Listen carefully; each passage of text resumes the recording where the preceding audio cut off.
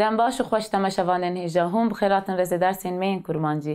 Wek ku hûn jî dizanin me hefteya borî dest bi rastnivîsa kurmancî kiribû. Em ê mijara xwe ya rastnivîsê divê bernameyê xwe de jî bidomînin. B. Peyvên ku bi tîpên hûrdek tên nivîsîn. Yek.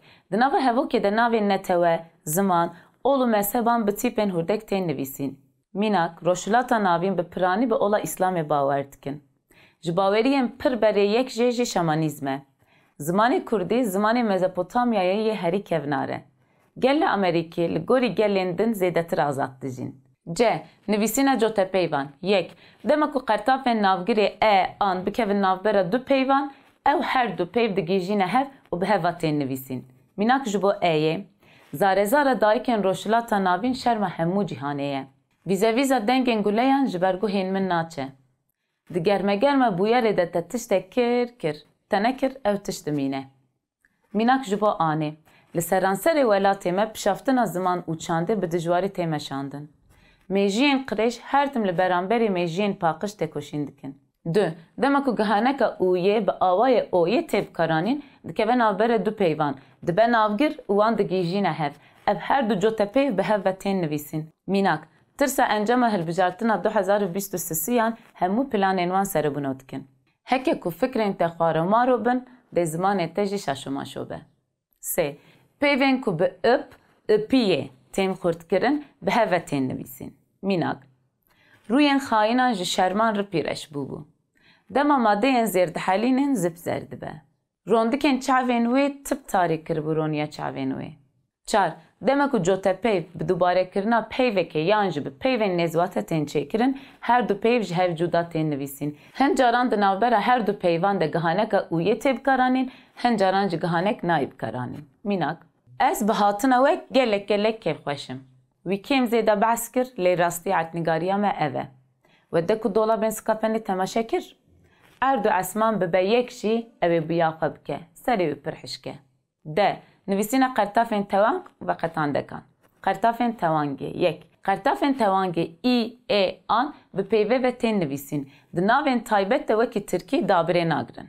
Mînak, egîdî şer germ kir. Stiyê xweneyîskê tajdîn kir.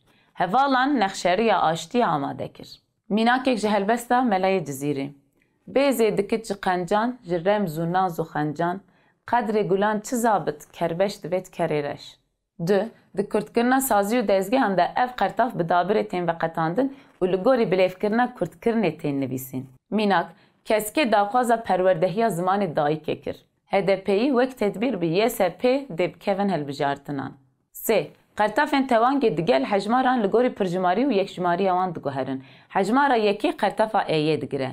Hejmarên ji dudiyan heta 19yan qertafa pirjimariyê Anê digirin. Hejmarên bi sifrê bi dawî dibin qertafa îyê digirin. Mînak, yekê got 2023 dê bibe azadiya gelên bindest. 5 kesan mil dan milên hev û dest pê kirin. 19 roviyan şêrek xeniqand. 5 milyon pezîr bibe zozana feraşînê. 10 milyon mirovî ji bo aştiyê imza avet. Rastnivîsa navên biyanî. Diwarê rastnivîsandina navên biyanî de rêbaza herî baş ew e ku reseniya navan bê parastin û di nava kevanekê de li gorî bilêvkirina Kurdî bê nivîsîn. Lewre heke ku di rûvê resen ên navên biyanî biguhere, dê di têgihiştinê de erîşe û alozî derkevin holê. Lê heke ku di wan navên biyanî de tîpên di zimanê Kurdî de tune bin, divê tîpên Kurdî yên ji aliyê denganiyê ve nezî wan dengên biyanî li şûna wan bên nivîsîn.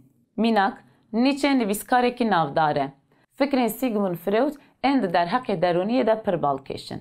Belê temaşevanên hêja, em gaştin dawiya bernameya xwe ya îroyîn. Heta bernameyekî din bimînin di xêr û xweşiyê de. Ji xewê girantir e, ji şekir şêrîntir e. Bi her mirovî re heye, bingeha netewe ye. Kawerin kom bibin, ev mamik ji bo çi ye. Ger hûn nizanibin çi ye, ez bêjim ji we re. Netewe, bingehe ziman bixwe ye. Dem baş.